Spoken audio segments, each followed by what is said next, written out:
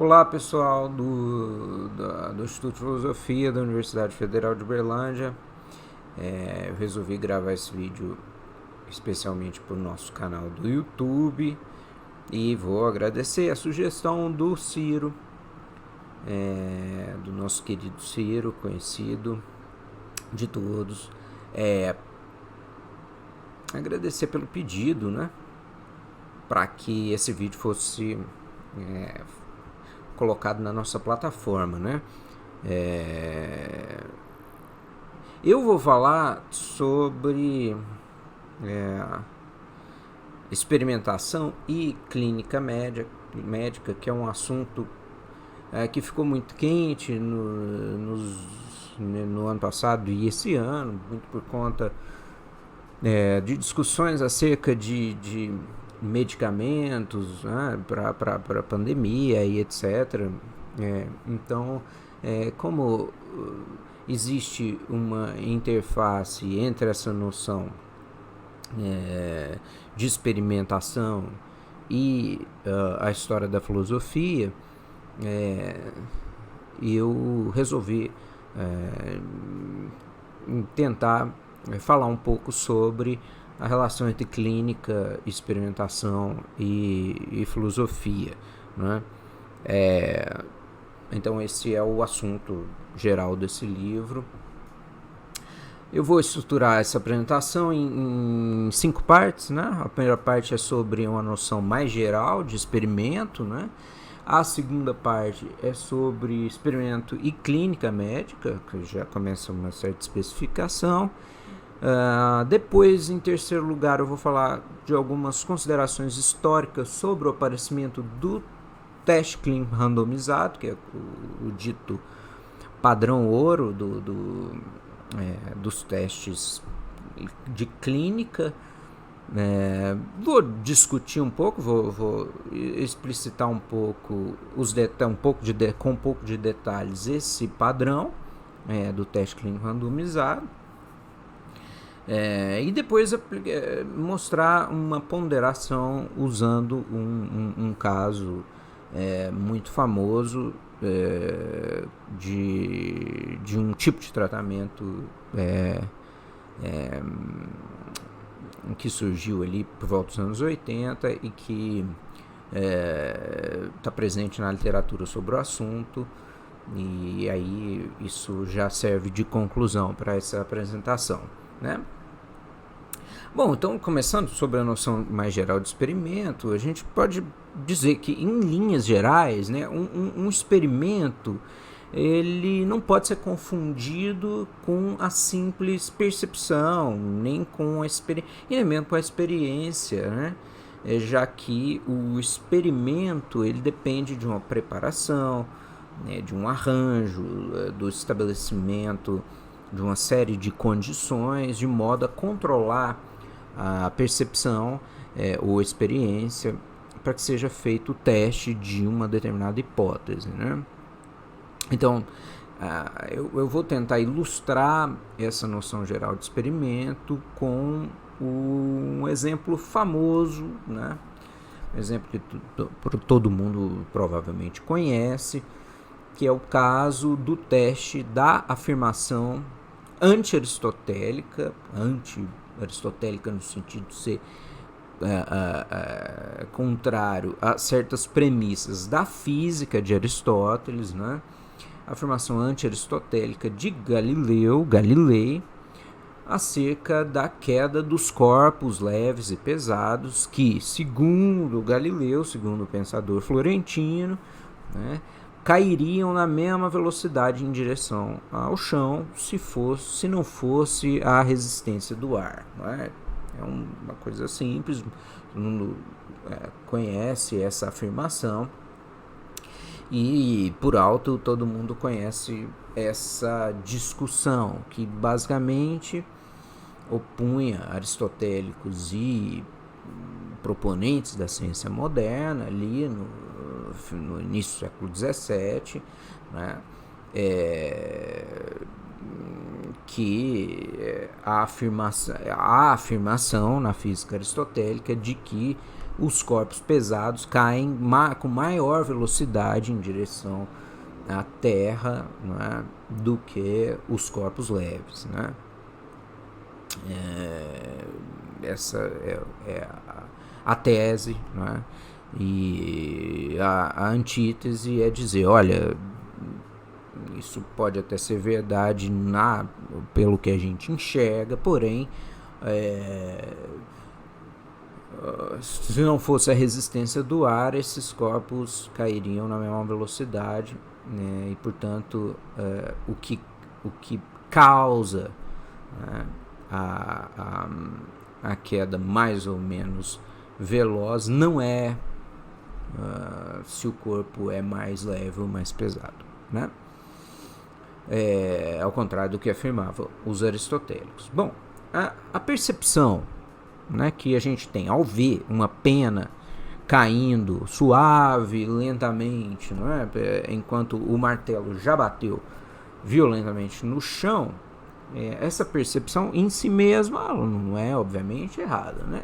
Se a gente quisesse inclusive generalizar e dizer que a pena sempre cai mais lentamente que o martelo, né, talvez nós encontrássemos várias confirmações, entre aspas, né, na experiência, e dificilmente nós seríamos refutados, né? Qualquer lugar do mundo, nas mais variadas condições, nós podemos soltar um martelo, uma pena, e muito provavelmente o martelo vai bater mesmo primeiro no chão, né? Porque de fato é o que nós vimos, né? Aí, se nós considerarmos, por exemplo, o empirismo clássico, né, há mesmo uma regularidade a ser apreendida aí, que é a maior velocidade da queda do martelo e de corpos mais pesados em relação às penas e outros corpos mais leves, e, portanto, uma suposta fonte de indução, isso é, de inferência de uma lei geral, né? Bom, sobre isso, nós poderíamos, obviamente, avançar, por um lado, pela linha de raciocínio cética, né, que é aquela de duvidar dos sentidos, já que eles nos enganam, que há coisas que eu sinto como doces, que às vezes parecem amargas para os outros, eu posso estar sonhando, pode não haver nenhum martelo fora de mim. Em suma, ele está todos os argumentos céticos antigos ou modernos contra o testemunho da percepção, seja para minar a suposta objetividade da percepção, seja para pôr em xeque, né, a confiabilidade da percepção. Mesmo os defensores desse tipo de objeção cética, normalmente dirigida ao empirismo clássico, ou empirismo mais simplório, vamos colocar assim, costumam concordar, não é, que não há dúvida de que, afinal, a minha percepção é essa, né? Parece-me, de fato, que o martelo cai em velocidade maior que a pena, e ainda que eu possa estar em dúvida sobre a objetividade do evento, se esse evento vai parecer assim para qualquer um, ou se, afinal, há mesmo um martelo, uma pena, ou até um mundo, né, diante de mim, e que eles não são simples ilusões de um sonhador, por exemplo, né? Mas deixa de lado essas objeções céticas, as sensações, a objetividade ou confiabilidade, porque o problema a ser resolvido pela noção de experiência não é dessa ordem, né? Não se trata de decidir acerca da subjetividade ou objetividade da percepção. Também não é o caso saber exatamente se os sentidos nos enganam ou não. Não é uma questão de confiabilidade da percepção. Um experimentador não está interessado em discutir, por exemplo, se ele pode confiar nos seus olhos quando ele percebe que o visor de um cronômetro, né, marca tantos segundos, por exemplo. Ao conceber um experimento, tampouco nós estamos desconfiados, não é, da diligência da observação, da atenção dedicada à sensação, da correção dos nossos registros, das medidas, isso é, de todas as características supostamente desejáveis para um empirista cuidadoso, vamos dizer assim, né? Qual seria, então, a questão a ser resolvida num experimento sobre a queda do martelo da pena? A gente poderia pensar em algo como: será verdade que, como afirmaria um aristotélico do século XVII, que o martelo cai mais rapidamente que a pena por causa de uma diferença natural entre corpos leves e corpos pesados? Essa é a questão a ser resolvida. Então, quer eu duvide da objetividade da percepção ou não, o fato é que eu vejo que martelos batem no chão antes das penas, né? Agora, suponhamos que nenhuma sensação que eu tenha visto, que eu tenha tido até hoje, tenha me mostrado o contrário, né? Enquanto o problema da percepção descrito acima, né, o problema cético, está relacionado com a problematização do fato de que eu, ou qualquer um, veja esse martelo caindo mais velozmente que essa pena, o problema posto por um experimentador é o de saber em que condições eu, ou qualquer um, veria esse martelo encontrando o chão ao mesmo tempo que essa pena, né? Assim, se eu desconfio de que há certas condições em que o martelo e a pena cairiam juntos, então eu procuro criar essas condições. Eu posso tentar lançar esses objetos por um tubo de vácuo, ou como fez o astronauta David Scott em uma das missões Apollo, soltar os objetos na Lua, né? Em outros termos, mesmo que houvesse fatos brutos, né, esses fatos brutos, eles seriam para o experimentador de pouca importância, né? Um experimento, ele é um artefato que, evidentemente, produz um fato, mas é a inteligência do experimentador e não os seus sentidos que procurará identificar as condições relevantes, né, capazes de produzir esta ou aquela observação, né?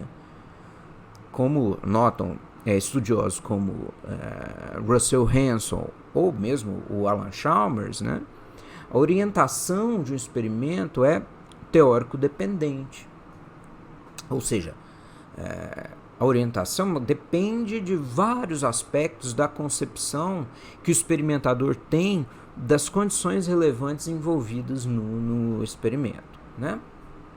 Então, uma verdade banal, como a verdade da proposição este martelo chegou ao chão antes dessa pena, isso é uma verdade banal, né? Não precisamos colocá-la em questão, tudo bem, né? Afinal, essa frase é verdadeira tanto para um aristotélico do século XVII quanto para Galileu, né? Ninguém estava querendo discutir se esse martelo aqui chegou mais rápido ou não que aquela pena. Essa afirmação, essa verdade banal, ela é de pouco interesse para um experimentador, né? O experimento, ele vai procurar construir uma situação em que um fato como a chegada simultânea de um martelo e da pena ao chão possa acontecer, né? Sobretudo porque ele desconfia de que sabe a razão pela qual é verdade que, em condições mais comuns do dia a dia, o martelo chega antes da pena ao chão. E que essa razão não é aquela expressa pela tese aristotélica de que é da natureza dos corpos pesados que eles caiam mais rapidamente do que os corpos leves, né? Aliás, o Galileu, ele não precisaria necessariamente discordar de que há essa regularidade e que talvez sempre que deixarmos cair esses objetos, né, o que veremos, né, é que o martelo qualquer tocará o chão antes da pena. O Galileu apenas diria que isso não ocorre porque seja verdade que corpos pesados naturalmente caem mais rapidamente que corpos leves, porque isso é falso para ele, né? Ainda que seja verdade que, em geral, corpos pesados caem mais rapidamente que corpos mais leves. Ou seja, a generalidade pode até ser verdadeira. A generalidade é a partir da nossa percepção cotidiana, né?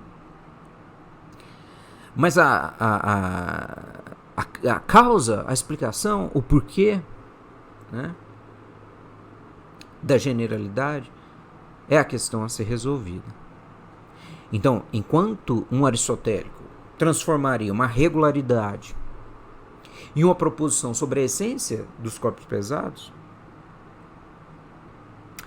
Galileu reduz a regularidade cotidiana a um acidente, em sentido aristotélico, né?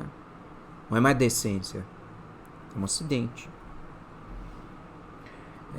Em outras palavras, até mesmo aquilo que ocorre na maior parte das vezes,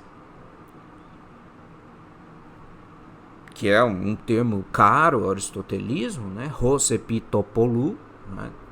Que ocorre na maior parte das vezes, pode ser acidental, né? Embora amplamente presente no cotidiano. E o experimento, ele é a ferramenta que permitiria mostrar que as regularidades podem ser apenas expressões das condições a que estamos cotidiana e acidentalmente submetidos, longe de representarem as leis cósmicas, né? Então, uma observação histórica. Um estudioso muito famoso, que conhecido de vocês, o Alexandre Koyré, ele diz que provavelmente é falsa a anedota de que Galileu teria lançado bolas diferentes, de diferentes pesos do alto da Torre de Pisa. Você sabe que tem lá o campanário inclinado, né?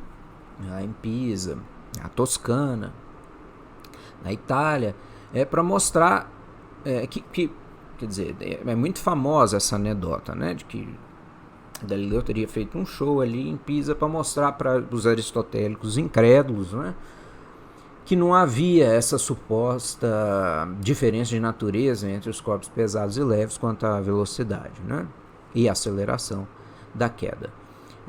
O Koyré dá vários argumentos para questionar a ocorrência desse experimento famoso, como, por exemplo, o fato de que a única fonte para as várias narrativas aí feitas por historiadores é um livro, né, publicado em 1654, que chama Racconto Storico della Vita del Signore Galileo Galilei, publicado por um sujeito chamado Vincenzo Viviani.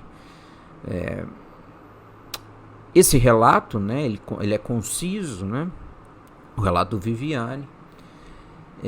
A partir dele, os escritores começam a fabular de modo a engrandecer o evento, né, o suposto evento, como se ele fosse o primeiro golpe público no aristotelismo supostamente obscurantista, né, que ruía ali diante dos olhos de padres incomodados, né?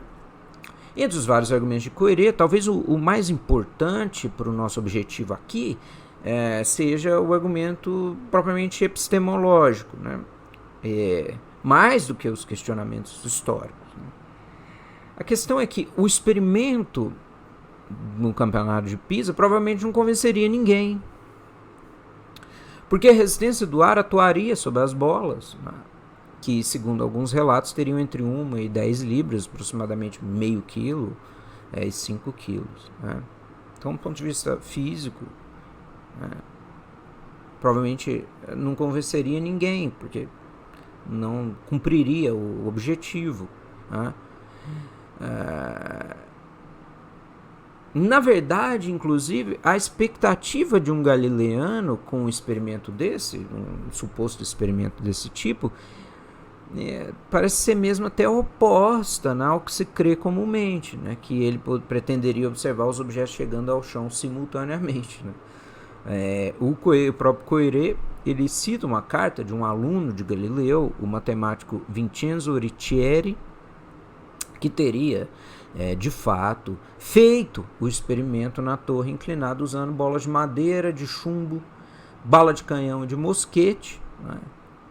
E esse aluno relatava na carta ao Galileu, né, as diferenças com que um e outro chegariam ao solo, né?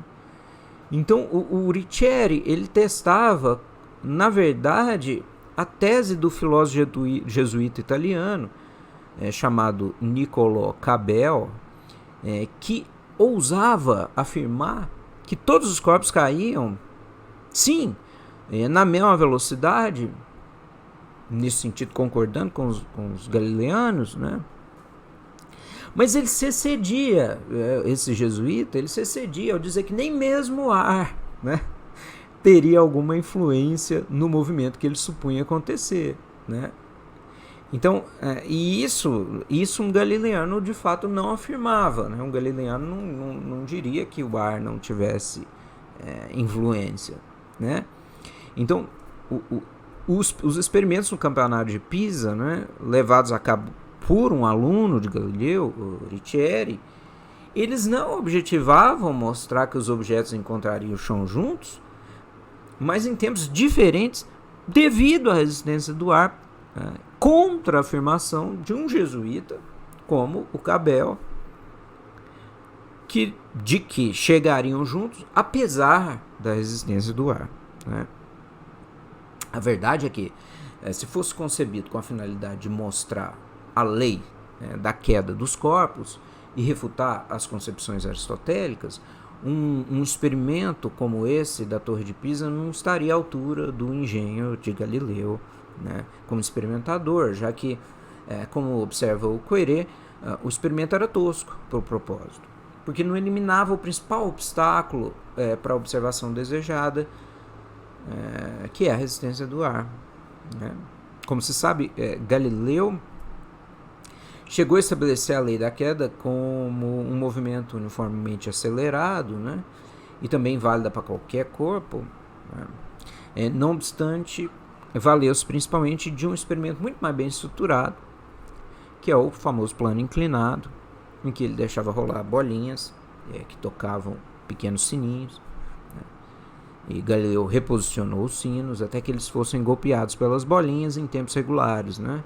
E aí ele percebeu, após esse arranjo dos sinos, que a distância percorrida pelas bolinhas dobrava a cada sino que tocava, que soava, né? Em suma, a velocidade variava com o quadrado do tempo. Esse experimento também é muito famoso, o experimento do plano inclinado.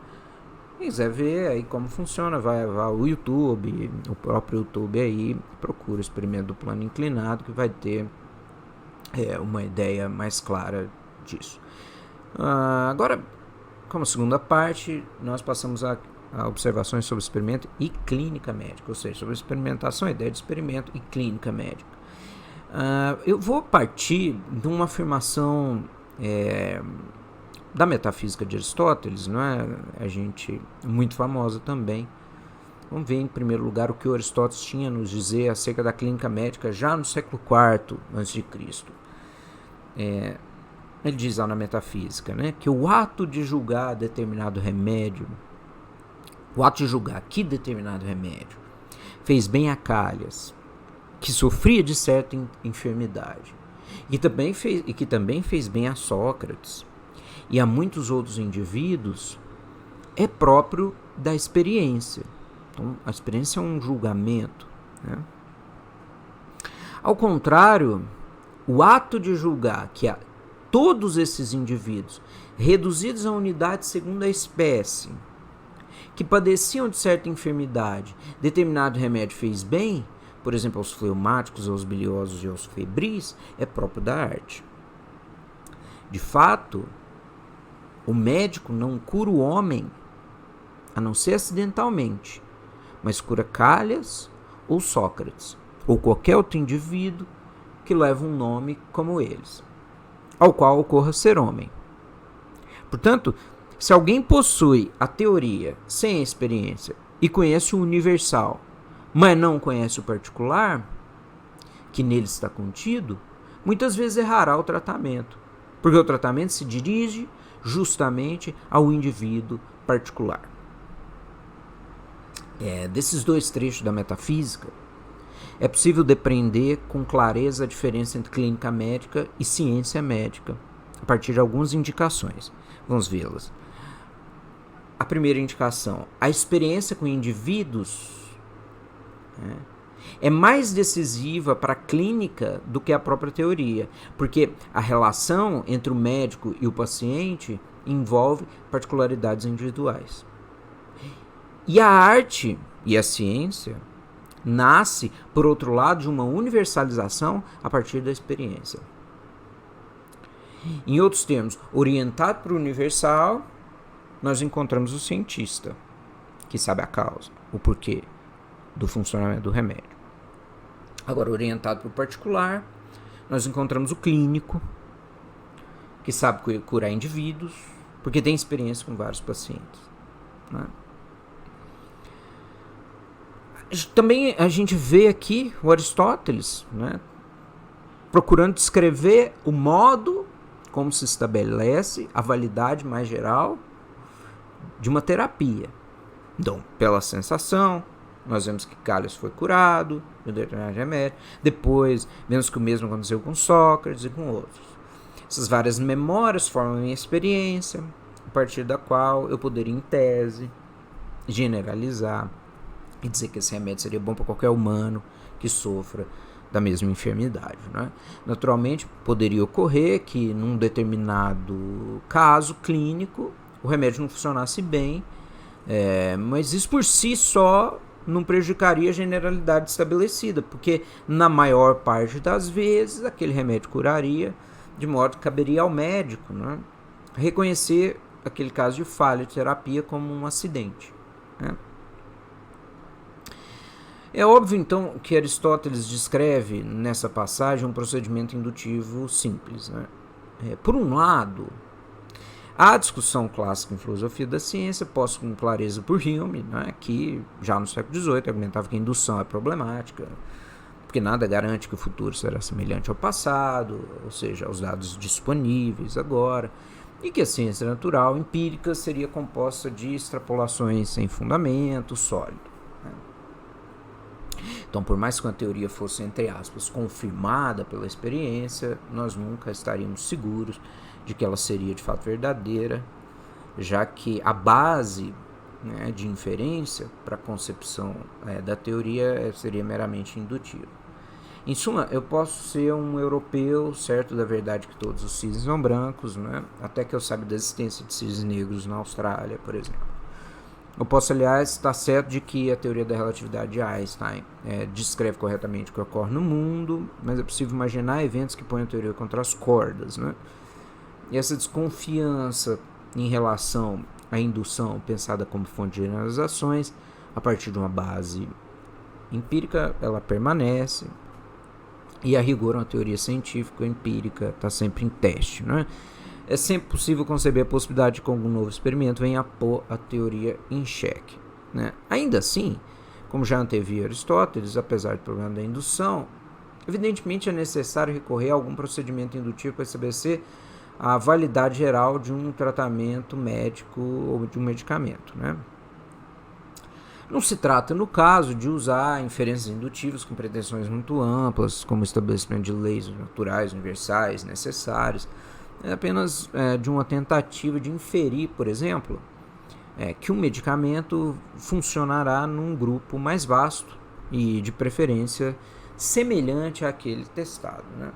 Nesse sentido, as considerações no estatístico, por exemplo, são úteis, já que é desejável, né, escolher um grupo que corresponda mais ou menos à população que usará aquele medicamento, né? Por exemplo, se eu quero testar a eficácia de um medicamento para uma doença que acomete tanto homens quanto mulheres em uma determinada população, é estatisticamente importante que, ao escolher o grupo em que o medicamento será testado, eu considere a proporção de homens e mulheres correspondente à totalidade conhecida daquela população, né? o interesse, né, da indução estatística, no caso, é a de generalizar os resultados da pesquisa, é o de generalizar os resultados da pesquisa, né, para uma determinada população e não para todas as populações possíveis, né? Não há, porém, nenhuma garantia de que um medicamento já amplamente testado e utilizado continuará funcionando. Basta pensar, por exemplo, em bactérias que se tornam resistentes a antibióticos, né? A noção de experimento, agora é bom a gente fazer uma distinção. A noção de experimento, ela se aplica, porém, né, muito mais ao controle do que Aristóteles chama de experiência, ou seja, desse juízo, né, feito com base numa memória pregressa de uma coleção de sensações, do que alguma tentativa de resolver esse problema da indução, né?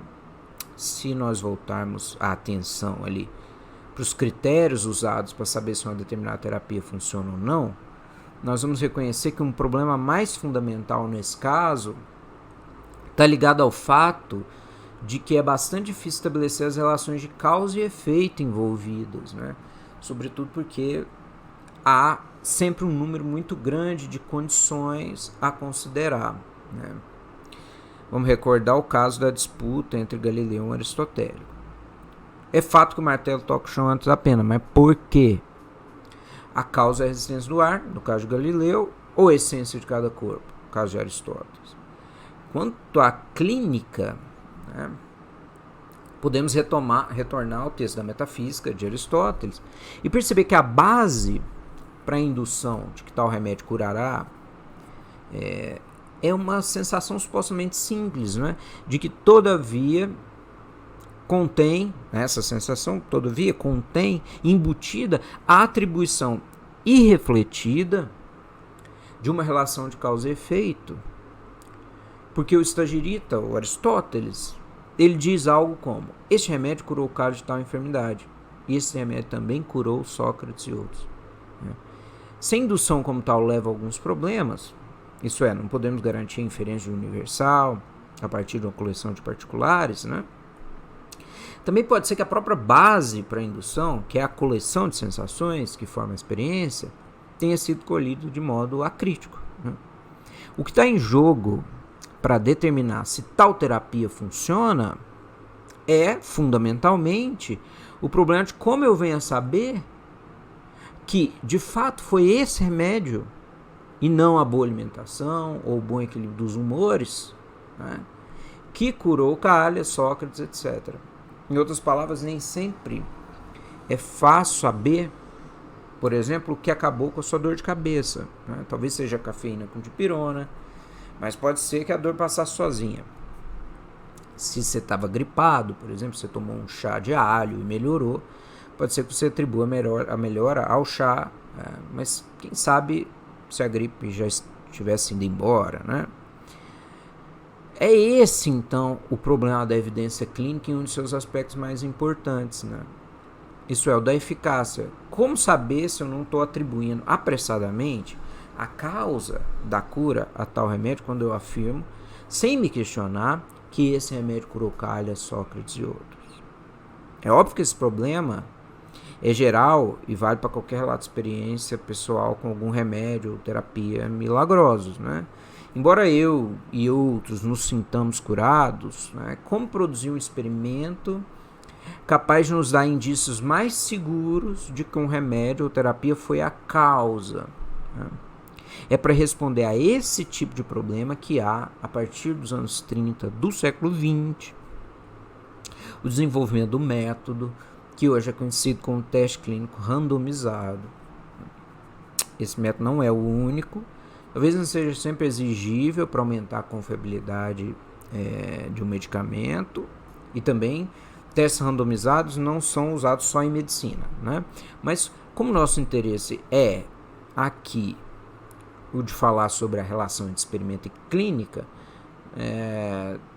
nós vamos tomar esse padrão como objeto de análise, o teste clínico randomizado. Aí a gente pode agora, então, contar um pouco da história do desenvolvimento desse método para testes clínicos. Então, é a parte 3 agora, que é a parte da história do TCR, né, do teste clínico randomizado. Bom, convém observar que uma determinada conquista no campo teórico, como, por exemplo, a descoberta de um micróbio, de que o micróbio é o causador de uma determinada doença, e as evidências de que algum princípio ativo é capaz de impedir a proliferação daquele micróbio, não implica, né, de modo algum, que esse princípio ativo tenha alguma utilidade clínica, né? Enquanto Aristóteles, né, partia na metafísica do remédio que cura cálias e outros, é muito comum, após a descoberta de agentes etiológicos, né, como carência de vitaminas, por exemplo, ou micróbios, que se faça o caminho inverso, né? Isto é, a via de produzir um medicamento que nunca havia sido usado, mas que em tese curaria, né, essa doença, essa ou aquela doença. Então surge o problema da evidência clínica, posto em termos um pouco diferentes, né, do que dissemos antes. Se ele pode ser pensado, como a gente disse, como uma questão de verificar se de fato esse remédio curou cálias, ele também pode, por outro lado, ser concebido inversamente, isto é, como um problema de saber se tal substância no laboratório, que uma substância que no laboratório se mostra tão eficaz, né, contra um micróbio, verdadeiramente funciona para curar a doença que esse micro-organismo causa, né? E se ele é seguro quando aplicado no corpo, ou seja, se ele não causa mais problemas do que soluções, né? Agora, de qualquer modo, talvez o problema da evidência clínica ele talvez não se tornasse tão sério se não fosse o advento da indústria farmacêutica, né? Então, da segunda metade do século XIX ao início do século XX, a indústria farmacêutica crescia, sobretudo nos Estados Unidos, e os consumidores estavam muito sujeitos a propagandas, né? Vendedores habilidosos, né? Gente da lábia boa, etc. Então, você tem medicamentos chamados de nostrum, né? Como um medicamento chamado Hals Catarrh Cure, ou Peruna, né? Esses medicamentos eram vendidos com base em campanhas publicitárias, né?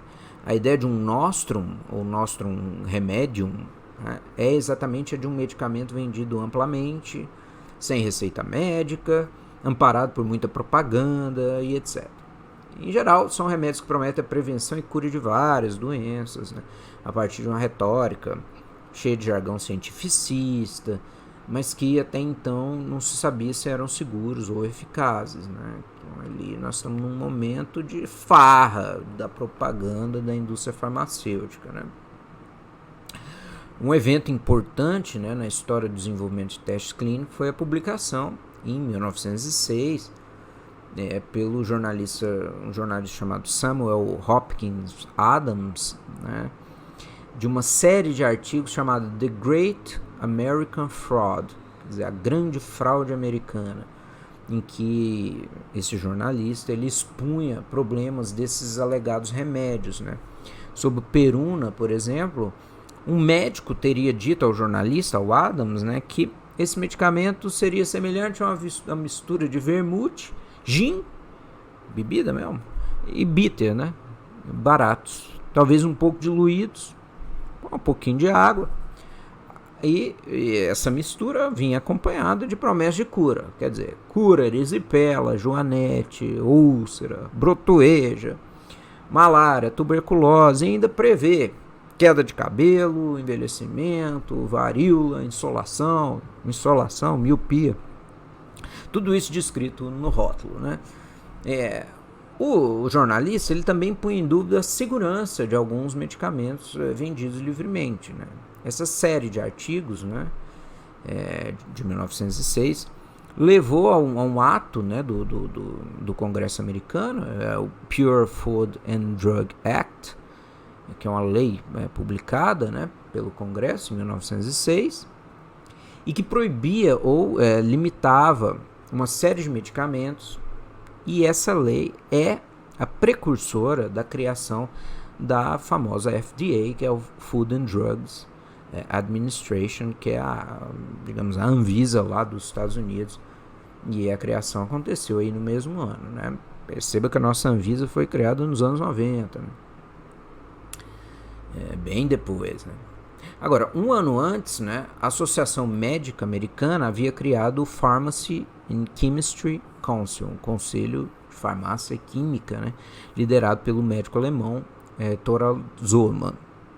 O Zollmann, ele já considerava que a própria clínica deveria obedecer aos mesmos cânones científicos, né, do restante da ciência experimental. Mas, ao mesmo tempo, depois da criação do conselho, né, era difícil superar as divergências, muitas vezes honestas, aliás, né, entre os médicos sobre os procedimentos terapêuticos mais adequados, né? Em outros termos, o conselho criado, ele publicava sob o princípio ativo os testes em animais, etc., de um medicamento, mas ainda assim havia muita discórdia sobre a real eficácia de muitos medicamentos entre os médicos. Então, os próprios médicos estavam confusos, né? O problema é que, ainda que o pesquisador fosse cuidadoso, honesto, procurasse evitar preferências, etc., era sempre muito difícil reproduzir o que ele alegava ter observado pelas diferenças entre os pacientes ou os cenários, né? Então, a clínica médica é um problemão, né? A verdade é que, até a primeira metade do século passado, o século XX, a situação da clínica médica era, do ponto de vista científico, quase caótica, né? Um exemplo dessa dificuldade de consenso entre os médicos é um estudo de 7 anos em que cooperaram 6 médicos especialistas em sífilis. Esse estudo ocorreu nos anos 30. O principal obstáculo foi a incapacidade de acordo entre os especialistas sobre métodos e protocolos, né, de tratamento, inclusive sobre a eficácia de tratamentos então correntes, né? O estudo produziu muitos dados, mas pouco entendimento mútuo. Até mesmo em 1948, Richard Doll, que é um fisiologista britânico, reclamava que havia uma lista de tratamentos de úlcera péptica para cada letra do alfabeto. Então, caos de protocolo, né, caos de método. Isso é a situação ainda na primeira metade do século XX. Essa situação de incerteza na clínica e o cenário que propicia o desenvolvimento de testes clínicos randomizados, é o cenário, né, que propicia o desenvolvimento de testes clínicos randomizados e a sua consolidação posterior. Há, todavia, alguns antecedentes históricos de experimentos clínicos interessantes. Em 1753, por exemplo, o médico escocês James Lind, ele tentava tratar pacientes de escorbuto, né? Hoje se sabe que essa doença é causada por carência de vitamina C, mas o Lind ele não sabia disso. Vamos considerar, né, que o conceito de vitamina ele surgiu só no século XX pelo trabalho do químico polonês Kazimierz Funk, de 1911, né? Agora, o James Lind, ele achava que a doença era um tipo de putrefação nas gengivas, o escorbuto, e que ela melhoraria com alimentos ácidos, né? Então, já que é uma certa putrefação, se eu jogo uma coisa ácida ali, ela vai... A hipótese dele era essa, ela vai debelar a putrefação, né? Então, ele pegou 12 pacientes, dividiu em 6 pares. Para alguns, ele deu soluções ácidas ou bebidas alcoólicas, como a cidra. Porém, para algum dos grupos ele deu laranjas e limões, né? Aí ele observou que o grupo que tomou laranja e limão melhorou em alguns dias, enquanto os demais continuavam sofrendo com escorbuto, né? Assim, ele descobriu que laranja e limão, que são ricos em vitamina C, como a gente sabe hoje, eram bons para o escorbuto. Então, embora ele tenha dado alguma sorte, né, ao dividir seu grupo e testar soluções diferentes, né, em cada subgrupo, o Lind foi capaz de dar algum controle ao seu teste clínico, né? Já no século XIX, a gente encontra um aumento de experimentos sanitários controlados, talvez devido à urbanização, né, provocada pela industrialização. Então, um exemplo é o experimento de John Snow, que descobriu a relação entre o cólera e a água, né? Em 1849, o Snow selecionou vários bairros de Londres ali e observou que cada um era abastecido por uma companhia diferente de água. Essa atenção do Snow às diferentes condições, né, de cada bairro permitiu que ele fizesse a relação entre o cólera e a água, e assim ele foi capaz de, em 1854, relacionar um surto, né, de cólera ocorrido no bairro do Sorro a uma bomba d'água ali que estava contaminada, né. Outro caso notável é o do Pasteur, que em 1881, para testar a hipótese de que ele tinha uma vacina contra o carbúnculo, né, ele vacinou algumas ovelhas e outras não. Né. Depois injetou a bactéria em ambos os grupos, mas só o grupo vacinado sobreviveu. Né. Esses experimentos aí do século XIX estão todavia relacionados mais à prevenção, né, ferver água contra o cólera, vacinar para o antrax, e não a terapia, né. Algo mais próximo de um teste clínico controlado de uma terapia, né, aconteceu em 1898, quando o médico dinamarquês Johannes Fibiger teria tratado pacientes com uma difteria, com difteria, usando um soro desenvolvido por ele. Né? O Fibiger determinou um grupo de controle com base na data de entrada do hospital de Copenhague. Entrou num dia, quem entrou num dia recebe o soro, quem entrou no dia seguinte não recebe. Né? Esse experimento de Fibiger deve ser o primeiro teste clínico com aplicação de alguma randomização, de alguma aleatoriedade, né, na escolha de um grupo de controle. Quanto aos principais marcos da consolidação do método, a gente pode mencionar, em primeiro lugar, o trabalho de Fischer, né, de 1935, o design dos experimentos. Né. O trabalho de Fischer sobre estatística e experimentos não é restrito à medicina, como observa um estudioso chamado Hacking, né. As aplicações imediatas do trabalho de Fischer aconteceram, por exemplo, na experimentação agrícola. Né.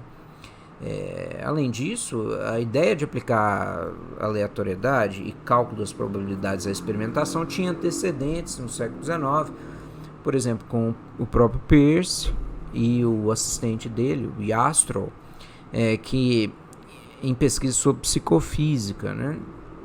De qualquer modo, as considerações sobre o modo de seleção do grupo total, seja ela randômica ou não, e dos grupos experimental e de controle, randômico ou não, vem sobretudo dessa confluência entre medicina e estatística tradicional. Né? Agora, outros elementos do TCR, do teste clínico randomizado, como o duplo cego ou o uso de placebo, de que falaremos adiante, são contribuições de médicos, né? Não de estatísticos. A gente pode destacar o Zollman, que era daquele conselho que nós mencionamos, né, anteriormente, que propôs ainda nos anos 30 que o observador não soubesse quais pacientes eram do grupo de controle. E também propôs a administração de placebo para esse grupo, né?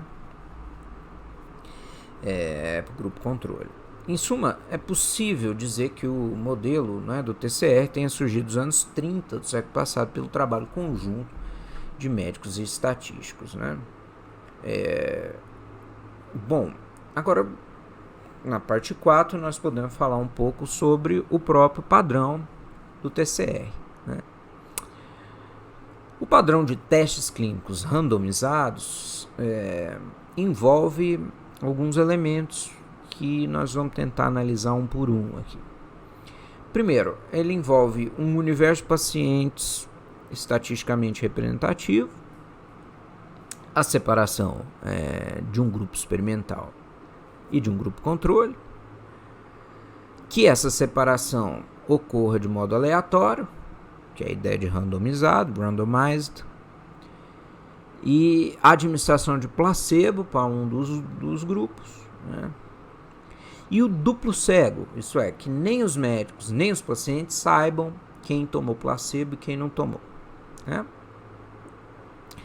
Então, vamos falar um por um. Sobre A, ou seja, o universo estatisticamente representativo, né?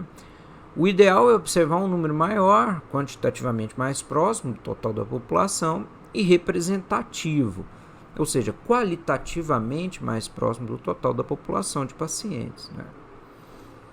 Esse cuidado estatístico inicial, ele tem por objetivo, né, melhorar a confiabilidade da indução, que procede do grupo objeto do experimento para a totalidade da população, né? Em suma, esse grupo objeto é idealmente uma amostragem do total da população. Essa seleção pode ser feita também randomicamente, né, aleatoriamente. E alguns estatísticos argumentam que a aleatoriedade seria melhor para garantir a qualidade da amostragem do que selecionar a amostragem a partir de parâmetros estabelecidos pelo experimentador, né? Nós temos que tomar cuidado, porém, aí com o que o John Warhol, né, chama de mágica da probabilidade, que seria a tendência de estatísticos, né, de acreditar que a mera aleatoriedade garante certas propriedades desejáveis das amostragens, né, de modo a torná-las superiores do ponto de vista da comparabilidade, seja entre a amostragem e o total da população, seja entre grupo experimental de controle. Agora, sobre B, ou seja, sobre a separação de um grupo experimental e um grupo de controle, a ideia ali é tentar fazer um controle de causa e efeito, né? De modo simples, esquemático, a lá John Stuart Mill, né? E os seus métodos descritos no sistema de lógica, obra clássica também de lógica, né? Nós podemos dizer que C é a causa necessária de D quando D não ocorre sem que também ocorra C. Além disso, nós podemos dizer que A é causa suficiente de B quando A não ocorre sem que também ocorra B. Assim, se supusermos que em uma série de condições, pelo menos uma delas, é a causa necessária de um efeito E, então, quando compararmos as várias instâncias em que elas aparecem, com a ocorrência ou não do efeito E, aquela ou aquelas condições que sempre aparecem quando há o efeito E ou são as causas necessárias de E, o que é mais ou menos o método da concordância descrito por John Stuart Mill, né? Do mesmo modo, se presumirmos que uma série de condições, pelo menos uma delas, a condição C, é causa suficiente de um evento E, podemos observar se há instâncias em que C ocorre sem que E ocorra, para que assim a gente possa descartar que C seja a causa suficiente. Isso quer dizer que, descartando todas as condições desse tipo, sobrará a causa suficiente procurada, e o que isso é uma maneira de apresentar o chamado método da diferença do John Stuart Mill, né? Bom, a ideia de separar dois grupos em que um deles recebe medicamento e o outro não, procura estabelecer uma diferença de condições para tentar controlar a influência do remédio como causa da recuperação dos grupos. E, evidentemente, um teste real é mais complicado, né, do que o esquematismo lógico das causas suficientes necessárias, né, porque pode ser que um remédio sozinho não seja a causa necessária e nem suficiente da cura de um paciente, né. Talvez ele seja parte importante, né, de causas múltiplas, por exemplo. Um remédio pode compor com a boa alimentação e o repouso, por exemplo, as condições necessárias aí para plena recuperação. Pode ser que o remédio sequer seja necessário, porque ainda que seja em probabilidade menor, o próprio sistema imunológico pode causar recuperação, né? Eventualmente o remédio ele pode ser em si mesmo suficiente, mas que condições desconhecidas bloqueiem a sua ação, né? Por exemplo, um antibacterial como a tetraciclina, ele pode ter a sua ação prejudicada pela ingestão de leite, que é rica em cálcio, né? Então, nesse caso, né, o remédio pode até ser suficiente, mas o cálcio bloqueia, né, a ação do remédio, né? Então, às vezes o tratamento é praticamente necessário, porque a taxa de letalidade da doença sem o tratamento tende a 1. Por exemplo, a raiva, né, ou a hidrofobia, né? Se você não trata, a chance de morte é quase 100%. Então, exatamente por envolver uma complexidade, né, enorme e no limite incontrolável de condições, né, os pesquisadores que promovem um teste clínico de eficácia de um medicamento, eles vão estar satisfeitos se observarem uma diferença estatística significativa de melhora entre os dois grupos, né? Por exemplo, se nós observarmos que o grupo que recebeu placebo teve 20% de recuperação, enquanto o grupo que recebeu o medicamento teve 80%, essa diferença estatística seria um indício de eficácia do medicamento, né? Suponhamos que seja um grupo grande aí, né? Ao passo que números como, por exemplo, 30% de recuperação para o grupo de controle e 40% para o grupo experimental já são números menos conclusivos, né? A questão de saber se uma diferença estatística como a primeira, que é 80% contra 20%, atesta que o medicamento é de fato a causa da recuperação, como indica um primeiro olhar, né? Talvez mereça uma reflexão mais detida, né? Como nós dissemos acima, ao esquematizar as ideias de causa suficiente e causa necessária, né? É evidente que o fato de que o remédio não cura 100% dos pacientes deve incomodar, né? Ele é ou não causa suficiente, né? Qual é a situação de fato, né? Algo que bloqueia, né, a ação do remédio nos 20% dos pacientes restantes, ou simplesmente a própria ação do remédio não foi suficiente nesse caso por razões desconhecidas, né? Agora, que ele também não seja causa necessária fica óbvio pela observação de que 1/5 ali dos pacientes do grupo de controle, eles ficaram bem, né? Se curaram.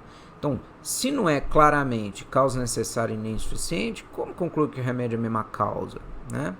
Parece evidente que não é possível, né, tirar essa conclusão apenas pelo resultado de um experimento como esse, ainda que as estatísticas sejam bastante favoráveis, né?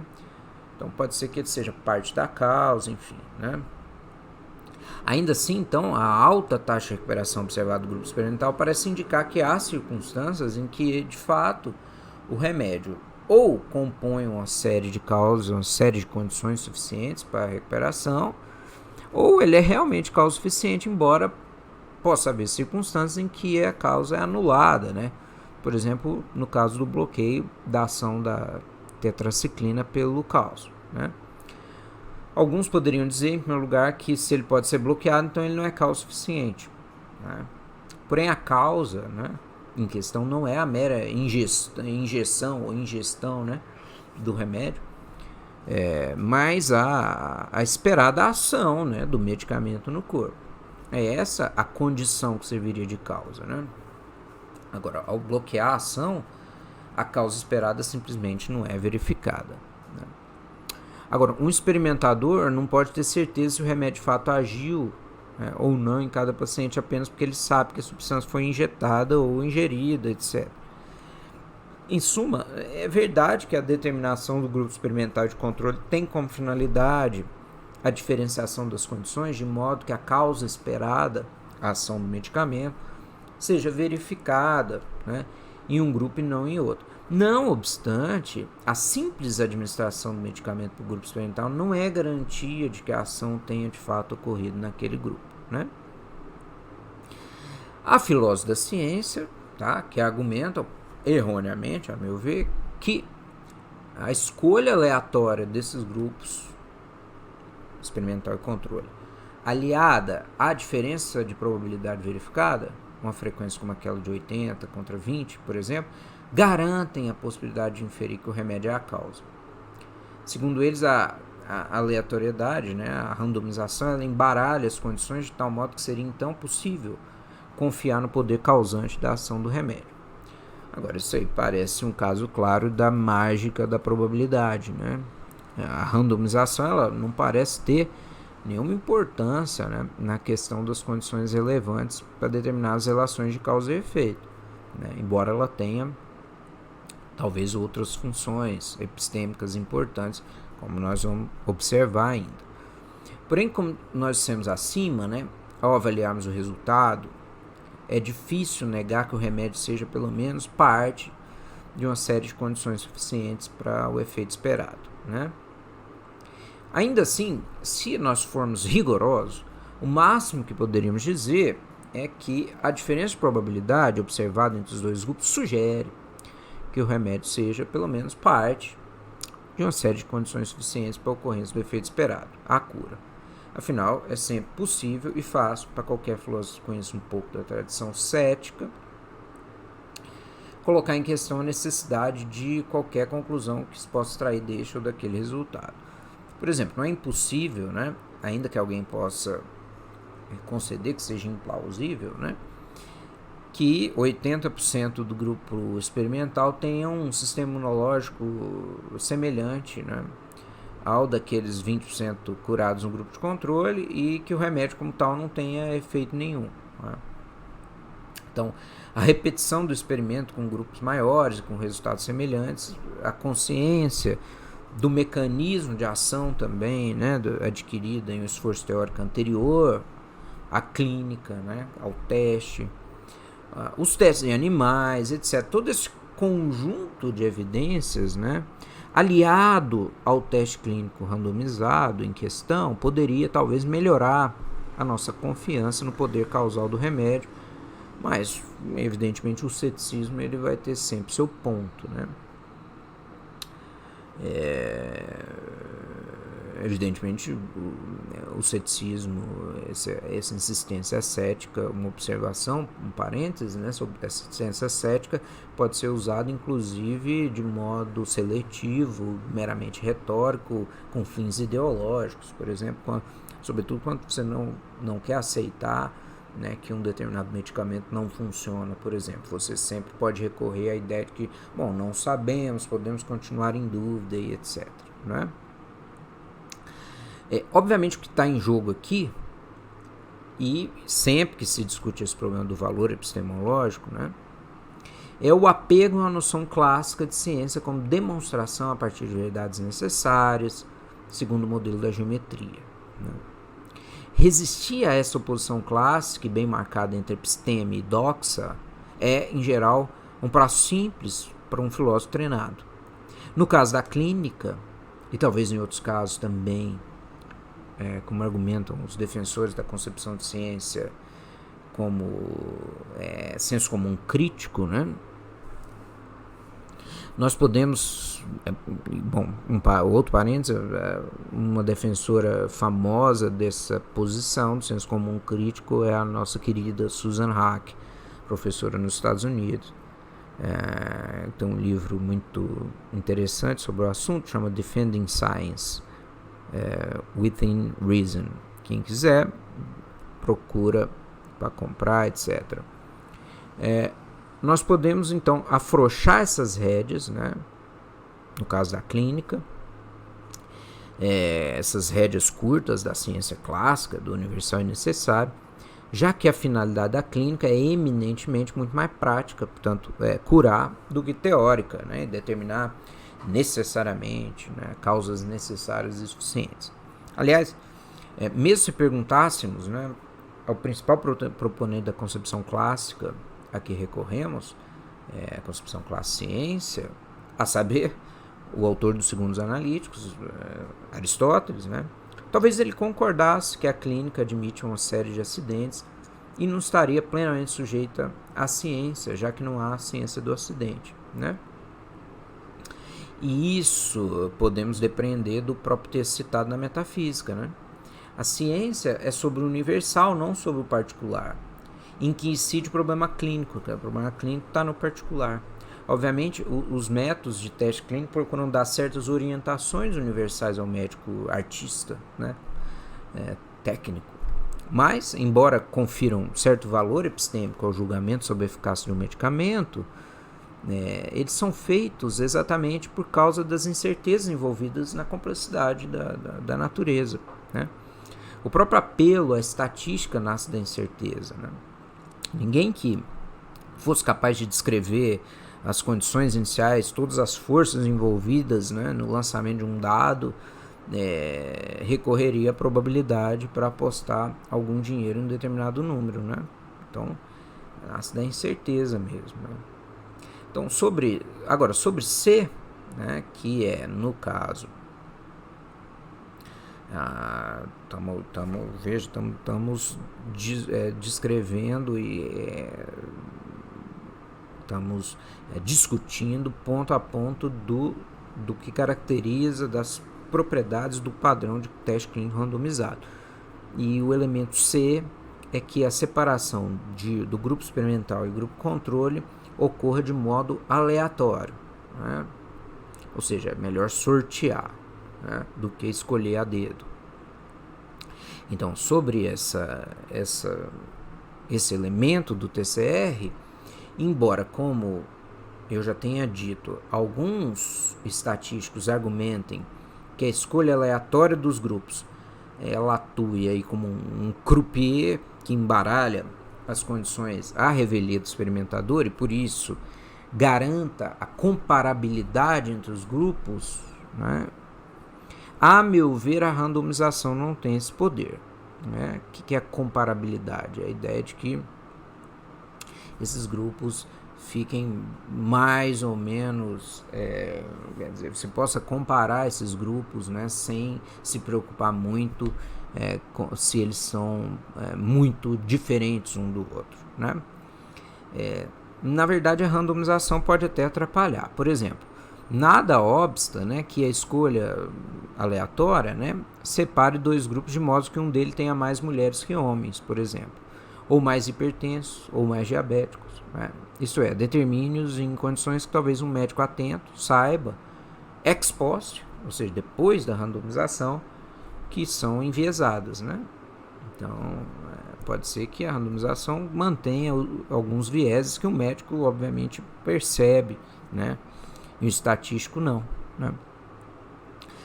Porém, a randomização, né, ela pode ajudar na situação inversa, né? Isto é, minimizar algum viés de seleção, né, nocivo, consciente ou não, que o experimentador possa ter ex ante, ou seja, antes da randomização. Então, por exemplo, o médico pode ter vontade de curar a maioria do paciente, aí ele suspeita que o medicamento funciona, né, por outras razões. Então, caso ele suspeite que um grupo reagir melhor, ele pode enviesar a amostra, ou então ele pode ter algum conluio ali com o laboratório que desenvolve medicamento testado, enviesar para poder ter melhores resultados, medicamento, etc., né?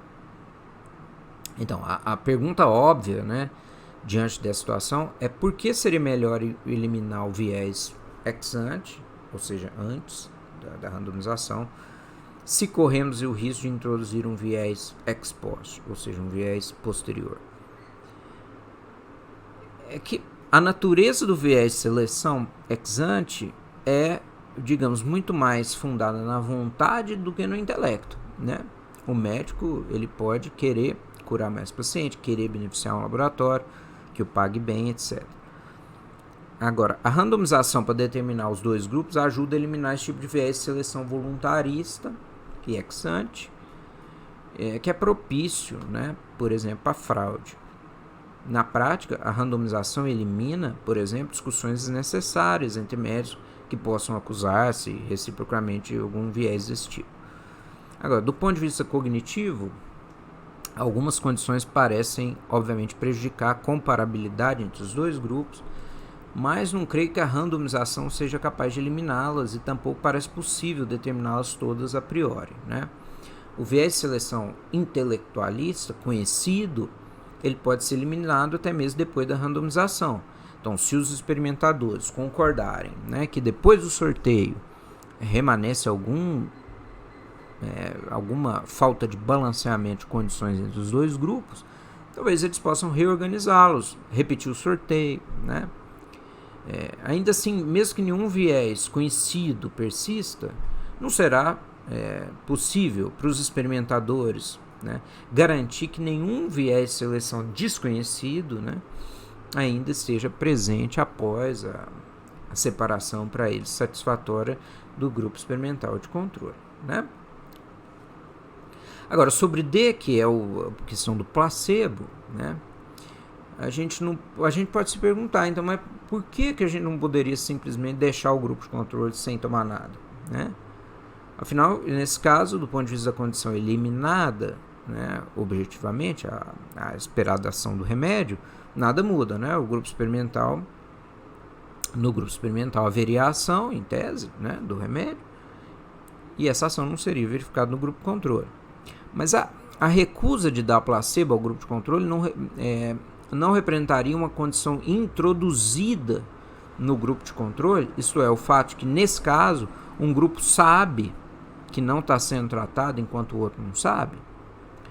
Então, seja qual for a importância desse fator, por que seria desejável introduzir um desequilíbrio tão claro e facilmente eliminável entre os dois grupos selecionados, né? Ademais, né, o ainda misterioso, porque seu mecanismo de ação não é claro, efeito placebo, né? Dado esse efeito placebo, né, não podemos descartar que se observa alguma diferença estatística entre o grupo experimental e o grupo de controle sem placebo, mesmo que o remédio dado ao grupo experimental não tenha efeito nenhum, além do simples efeito placebo, né? Então, finalmente, isso é a ideia de duplo cego, né?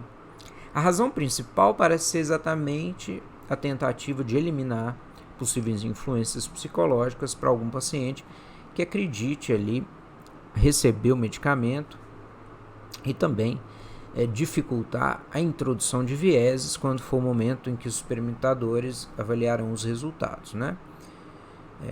Então convém observar que sem a administração do placebo para o grupo de controle, não seria possível acrescentar mais esse cuidado metodológico do duplo cego, né? Então o duplo cego ele depende do placebo, né? Já que os pacientes sem placebo saberiam que não estão sendo tratados, né? Então, na verdade, essa é até mais uma razão para dar placebo, senão você não conseguiria fazer o duplo cego.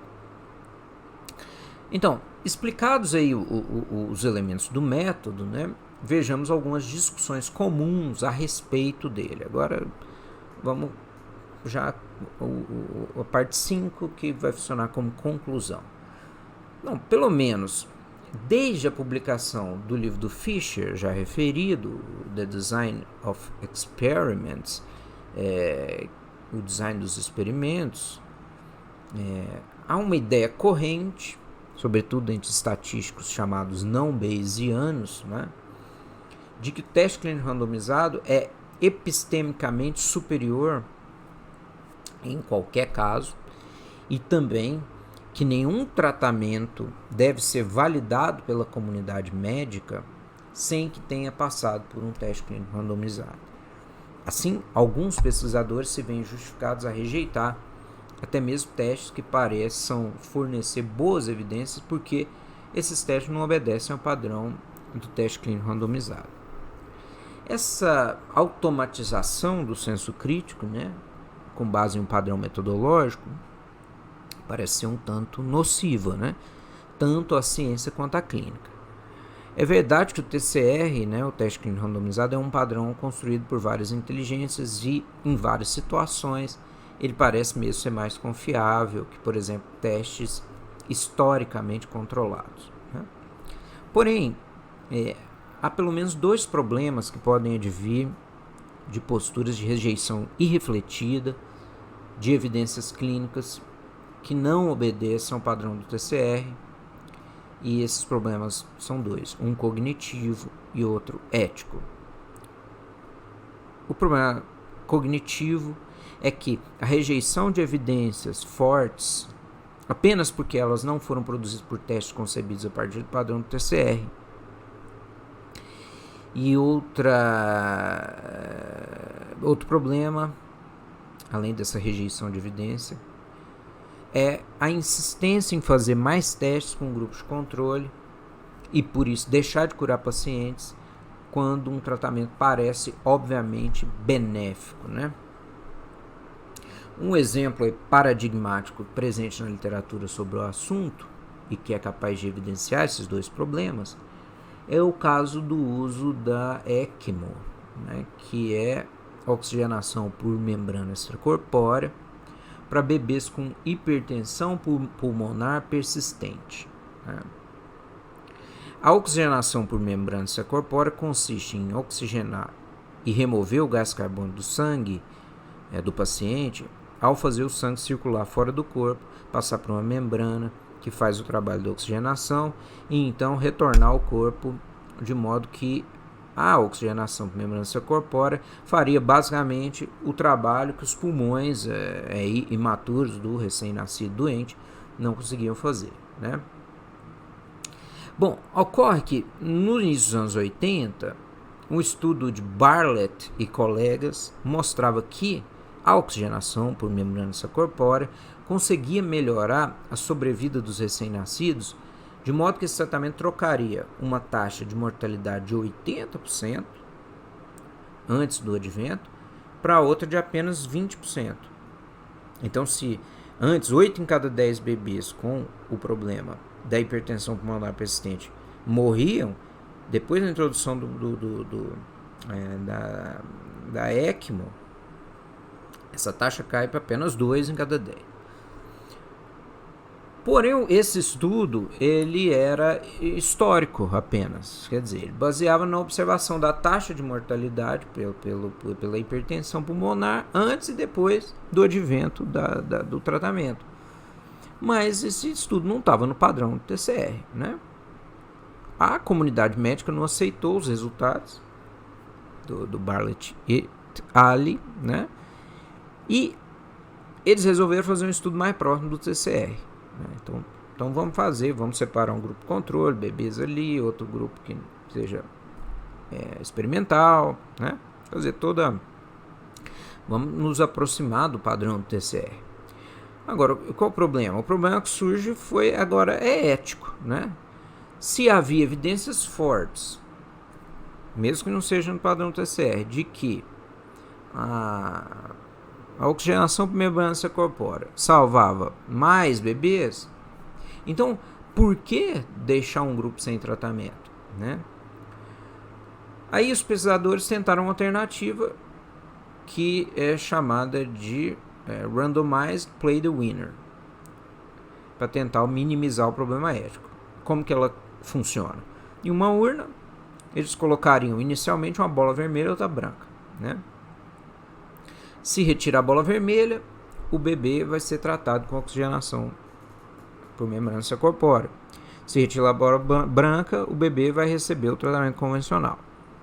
Porém, se o tratamento tivesse sucesso, eles acrescentariam à urna uma bola da cor correspondente ao tratamento bem sucedido. Então, por exemplo, se o bebê sobrevivesse com a ECMO, mais uma bola vermelha é colocada na urna. E aí fica 2-1, mais fácil tirar a bola vermelha. De modo que na evolução do experimento, as chances que tratamentos bem sucedidos fossem repetidos aumentariam, né? Agora, iniciado o experimento, o primeiro bebê foi sorteado para a ECMO e sobreviveu, ao passo que o segundo recebeu o tratamento convencional e morreu. Isso, obviamente, tornou a urna viciada desde o início, de maneira que o resultado foi de 11 bebês salvos pela ECMO e apenas um bebê morto pelo tratamento convencional, né? Então, do ponto de vista epistemológico, esse resultado é inútil, né? O teste histórico inicial do Bartlett e colegas era convincente o bastante para que, do ponto de vista moral, a morte do bebê do segundo teste fosse injustificável. Ainda assim, né, Ware e Epstein observaram com certa razão, né, que o segundo teste não tinha a validade epistemológica pretendida, né, porque só um paciente tinha recebido o tratamento convencional. Então os autores recomendaram, né, a realização de um TCR padronizado mesmo, e não nessa versão aí moralmente mais aceitável, mas epistemologicamente inútil do Play the Winner, né? Então, em 89, O'Rourke e outros, né, concordaram em fazer o teste novamente, mas estabeleceram uma cláusula de parada do experimento.